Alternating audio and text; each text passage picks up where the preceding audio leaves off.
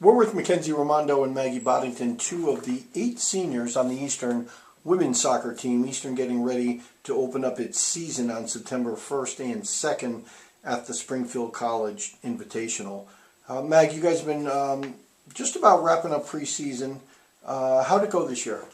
Preseason went really well. Majority of the team came in shape and passed the fitness test on the first time, which is great. On top of that, we played two preseason games and came off with 2 wins, which is incredible. And especially because it wasn't just like a 1-0 win, it was significant goals. So Johnson and Wales, we beat them 4-1. And then Southern Connecticut State, a D2 team, we ended up beating them 3-1. So it's just like, it's definitely a good like team building, like let's go, like energy builder. I can't think of the word, but like let's go, we got this, like morale building sort of. Sometimes people don't care about the result, win or loss in a scrimmage. But McKenzie did in the scrimmages. But McKenzie, did you guys feel that you really, regardless of the score, even though you won, did you feel that the team was really together for those? Oh yeah, I think it helped that we scored so many goals because it helped us to know that we can score, we can put it in the back of the net, which we need, I think, this season coming up. Well, do you feel that the new players came in ready to go this year? Yeah, I think a lot of them came in and they were in shape and they fit right into where we needed them to, and they stepped up. Well, you guys got 8 seniors. You guys are 2 of them. Would you guys classify this as a veteran team? I think it's 15 juniors and seniors, which is much more than half your roster.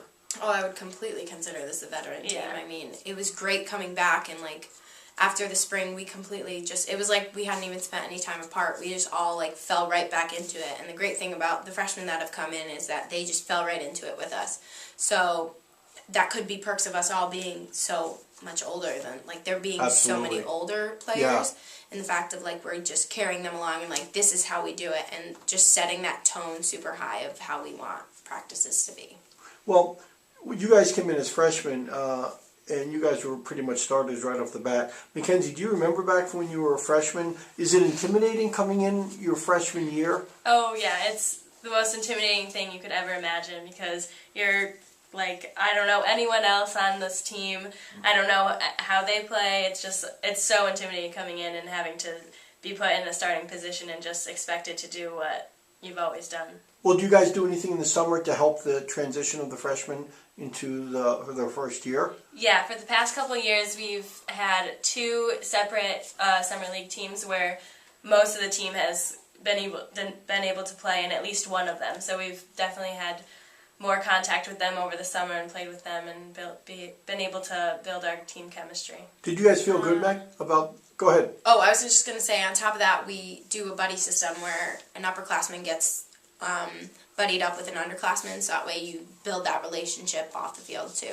Who'd you guys end up with? I ended up having Emily Crotchwell, who is a freshman from my town, and it was really, I mean, we were friends before this, but it really helped with like her being able to lift this summer because I was able to help and show her what she needed to do, and she was able to turn to me and talk to me. I could check in and make sure she was doing like what she was supposed to be doing and getting her. She was very lucky to have you, someone she knew. Mm-hmm. Who did you have, McKenzie? I had Madison Leary.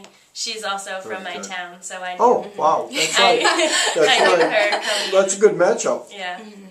Is that the way they tried to work it up? So maybe if you knew the person, and you knew her beforehand, or no? Yeah, I played high school with her, so and we're family friends. So. Oh, perfect. We know each other. Yeah. I think it was definitely coach tried to put people who were close to each other paired up together. You mean geographically? Yeah, geographically close to each other. So that way, like, if you wanted to go and work out, you could. But on top of that, it wasn't just like freshmen to seniors. Like, I know Rachel Burkowski and Lauren Valenti worked out a lot together this summer because they lived close enough together. They also like played summer league together. So it wasn't just seniors to freshmen. It was everyone making sure they were keeping that connection alive in the summer and working out with it. So.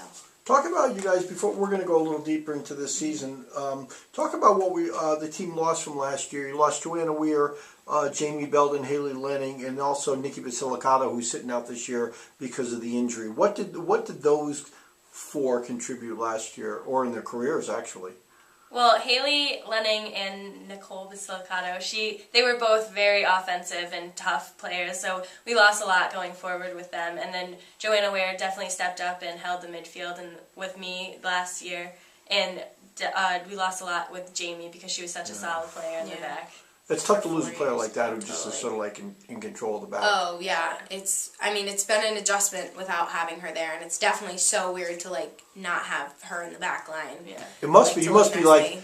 just habitually thinking she's Yeah, going like, to be there, oh, and you turn Jamie. around, she's Not not. there. Yeah, No, because but we totally. played with her for 3 years, so Yeah. it's weird not having her back there. Something interesting though about Joanna Ware is that now she's helping coach our That's team, right. which I think is so beneficial. She's like really stepped up, and it's like her knowledge of the game is just so much there, especially of our game that we're playing now since she just left. That she definitely knows what she's talking about, and I think it's really going to be super beneficial to have her out there on the sideline with us. She's still connected, Mm-hmm. although it puts a person in a tough position. Someone she's still friends and played with all you guys, and she sort of has to draw that Yeah. line, right? Yeah, but Yeah. I think it also is easier because she knows, like, she just finished playing with us, so she knows how we play and Yeah. how Of course. we are able to talk to each other. So I think she can talk to us easier and we can go to her Oh, easier than we can go to coach or 100%. say something about anything that we see on the field. Yeah, and it's just kind of been set from day one that like Joe is now Coach Joe, and like she's Yeah. definitely a coach. And as much as like we can be friends with her after the season, but during the season right now she is a coach. So everybody in the So- team sort of understands that Yeah, and complies with 100%. that. Yeah. Talk a little bit about, you guys do have so many people back. You have 18 letter winners, which is huge. But talk a little bit about some of the changes you're going through this year in terms of a little tweaking of the formation.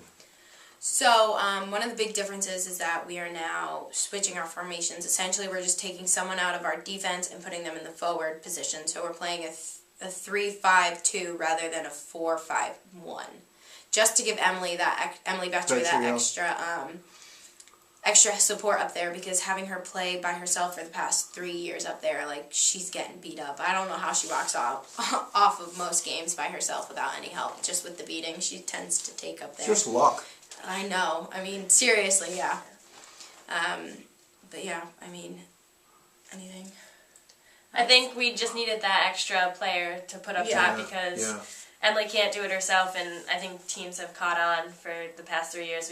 She's just been up there by herself, and I think we need that extra player for her. Was there last year, was there a little tweaking in games when the coach decided, hey, we got to get someone up there to help Emily, or was she strictly always the target? Do you remember? I think she was pretty much always the target. I think we tried I feel like at the beginning of the season last year, we tried putting Anna Manzer up top with her, and I don't remember why, but it wasn't working right, because I think it messed up because there were 8 of us who have been playing together as seniors, that taking that extra person out of that midfield and having that core be moved and dispersed, like really, like, because we played I think it was like a 4-4-2. I kind of think it was Con College we played against like that. Yeah. Maybe not, but that it wasn't flowing, and like taking from that core in the middle of the field just didn't work out as well as I think he would have liked it to. Well, so what you're saying, basically, when you're winning, which you've been winning for 3 years, why mess that up? Was that sort of what you're saying? Why change things when it's working? Essentially, yeah. It just like, it wasn't working, and then, hold on. So it was working, what we had, and so why mess that up? But on top of that, why change that and then have it not be successful? So when we did change it, yeah. Can you guys have just, and we were talking about this beforehand, the 3 years before you guys came here, the seniors came here, the team was 30 wins, 24 losses, 5 ties. You guys, 39 wins, 14 losses, 4 ties, 18-2-1 in the Little East Conference. What else can you do for an encore? I know you want to go out on top as seniors. Yeah. How much better can you get? I think winning the LAC championship is definitely a goal for our team, and getting into the NCAA tournament. Oh, totally. But I think one thing we were talking about before was the fact that, yes, that's a great goal, and I want to be there. Top of my list every morning I wake up and I say, this is what I want to do, and this is like, it's my long-term goal, but at the same time, I want to look back and remember having fun this season. So as much as those are super important to me, I also want to look to like go and have fun with my friends playing soccer, because that's what we're really here for. And it is our last season. Exactly. And so I think for teams to be most successful, we need to put that pressure on it, but also remember that we're here to have fun.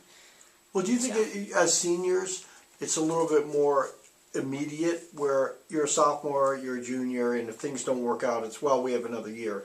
But now there's nothing left. Does that put a little more heat on you guys? Yeah. Oh, yeah. It's definitely like your last chance, like this is the last time, and we haven't won an LEC championship while we were here, so we really want to go out and have one. Yeah, it totally brings reality to the situation, especially since freshman year we had seniors coming up to us like, play for us now, but just know when you're seniors, you guys are going to be so good. And we'd be like, yeah, okay, whatever. Like, I don't know, it's just different to know that it's like your last time that you'll be stepping out in this uniform on these fields for like ever. Oh my gosh. You start to really appreciate it's like, it every time completely. out there. Mm-hmm. And so like, it's just like, if I want it so badly, that like not getting it would probably like just be so devastating, because we've worked so hard to get to this point, and we are so close. We were so close last year. So close last year that if we don't make it this year, it's just, I don't even know what's gonna happen. We're gonna have to make it. That's the thing. There's no, if we don't, we're going to win it. Okay, knock on wood. Well, be careful, don't get hurt.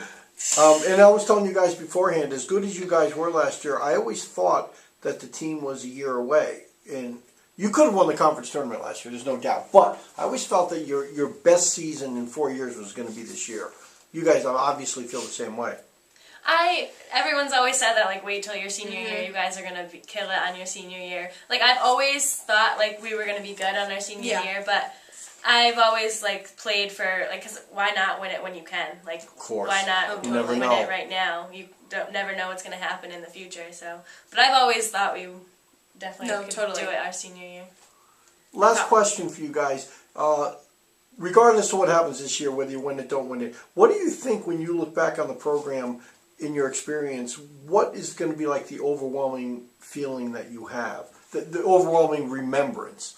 Honestly, if you win the national championship this year, that's going to be your first. But let's say nothing dramatic happens this year. What would be your takeaway in 10 years about, this is what I remember playing there? Is there anything?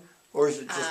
I would walk away with just a sense of pride. We're one of a handful of teams who have gone undefeated in multiple seasons, conference-wise.